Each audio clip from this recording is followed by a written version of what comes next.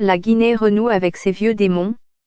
De son indépendance en 1958 à nos jours, le pays a connu 3 coups d'État et plusieurs tentatives.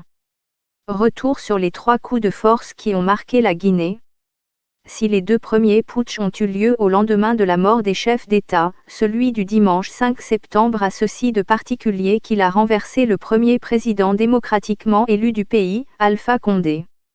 Le colonel Lansana Conté est le premier à avoir réussi un coup de force le 3 avril 1984, une semaine après la mort du père de l'indépendance de la Guinée, Ahmed Sékou Touré. Le colonel, qui sera promu général dans la foulée, dirige un comité militaire de redressement national et renverse le président intérimaire Louis Béavogui. En décembre 1990, il fait adopter une nouvelle constitution et instaure le multipartisme. Il remporte les premières élections présidentielles organisées après la mort de Sékou Touré en 1993. Il sera réélu à 2 reprises. Son principal opposant, Alpha Condé, est arrêté en décembre 1998 puis emprisonné. Il bénéficiera d'une grâce en mai 2001. Son règne à la tête de la Guinée ne sera pas de tout repos. En 1985, il fait face à une tentative de coup d'État et en 1996, une mutinerie se transforme en tentative de coup d'État avec l'attaque de la présidence par près de 2000 soldats. Ces derniers prennent brièvement le contrôle de la radio où il annonce la création d'un « comité de salut national ». Début 2007, l'opposition et la société civile dénoncent sa gestion du pays lors de grandes manifestations qui feront plus de 180 morts, selon les organisations de défense des droits de l'homme. Lansana Conté meurt en décembre 2008 et inspire un groupe d'officiers qui prend le pouvoir au lendemain de son décès. Ils mettent en place le Conseil national pour la démocratie et le développement, CNDD.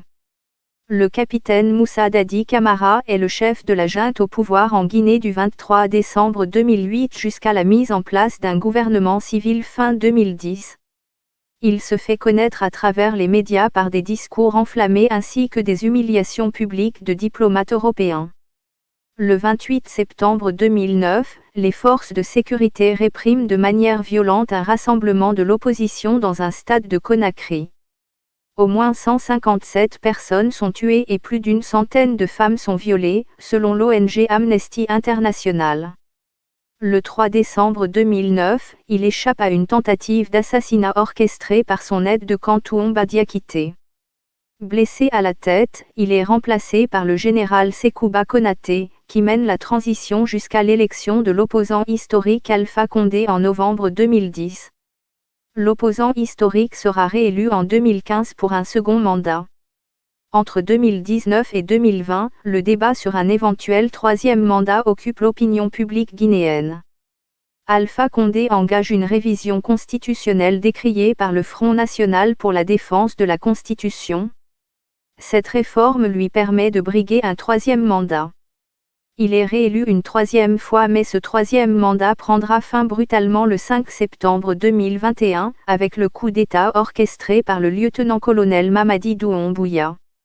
Un comité national du rassemblement et du développement affirme avoir arrêté le président Alpha Condé et suspend la Constitution. Il est dirigé par le chef des forces spéciales, le lieutenant-colonel Mamadi Doumbouya, promu par Condé lui-même.